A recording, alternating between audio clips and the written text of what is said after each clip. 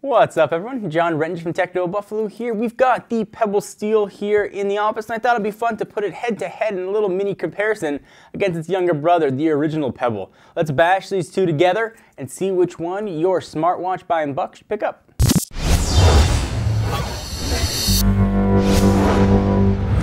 So first, let me talk about functionality. Both of these are pretty much functionally exactly the same. They both have the same 5 to 7 hour battery life, both have the same screen size, both have the same OS and app support with OS 2.0, the same watch faces. You're not looking at a quad-core processor here versus a dual-core here. The internals are exactly the same, so you're not getting crazy new features with the Pebble Steel. They both have the same 5 automated teller machines of water resistance, waterproofness. I know that doesn't stand for that. But they have the same water resistance level, so you're good with either. What it really comes down to is design. The design of the Steel is a bit more industrial, some would say a bit more professional, more grown up, as opposed to the more casual, playful, whimsical look of the original Pebble. That being said, the original Pebble does come in way more colors. There are 5 different options you can get, including black, red, white, and I wish I could just pull in orange and pull in gray, but this is our Pebble collection. You can imagine if these were orange or gray, what that would look like. So you get way more color options here as well. Pebble Steel does have some color options of its own. You can get it in brushed stainless like we have right here. There's also a black matte option available.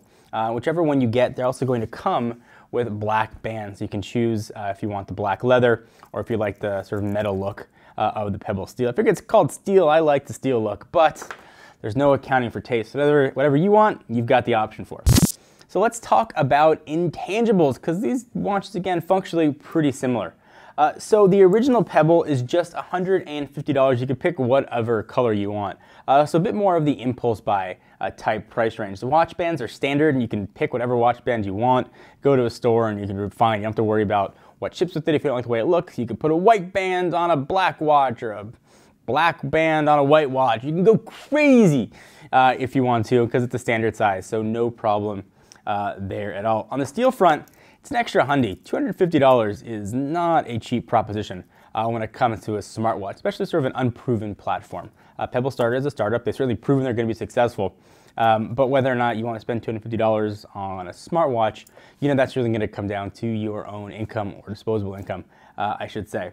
It does have some improvements though. First, it's got an improved magnetic charger. And this is one of my knocks on the original Pebble. When I tried to charge it, you really had to make sure you didn't move it at all. The charge would fall right off. This one though, it snaps right on and you can hold the whole watch by it. If you go to the original Pebble and you use the original charger, both magnetic, they're not interchangeable though, so you have to sort of use the charger that came with your watch.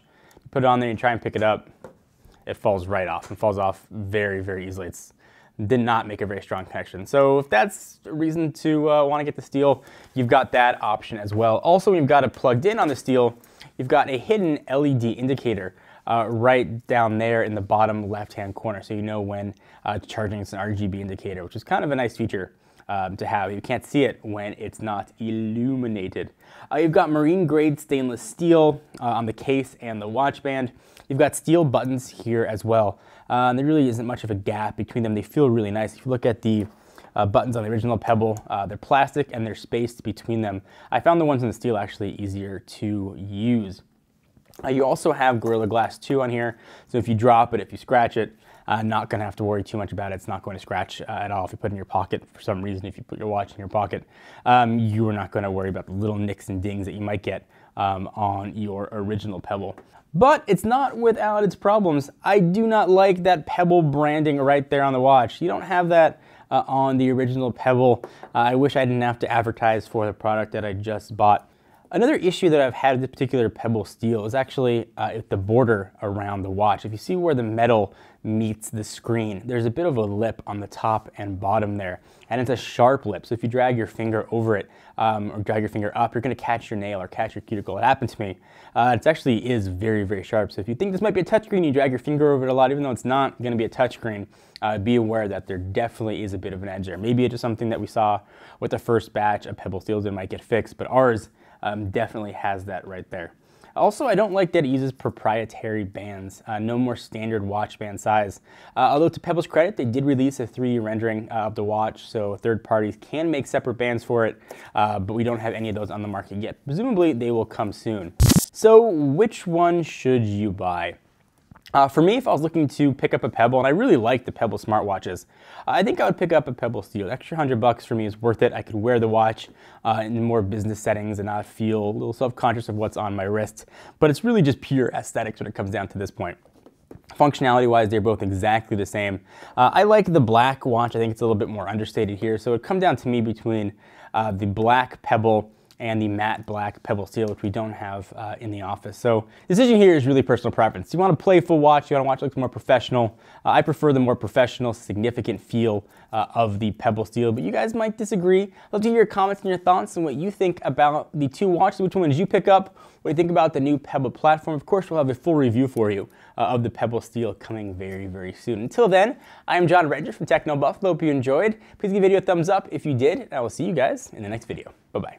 What's up, everyone? Thank you for watching that video. If you want to see more of the latest and greatest tech news, you can subscribe to our main Techno Buffalo channel by clicking the button right down below in my pants region, or click on the buttons to your right to see more videos.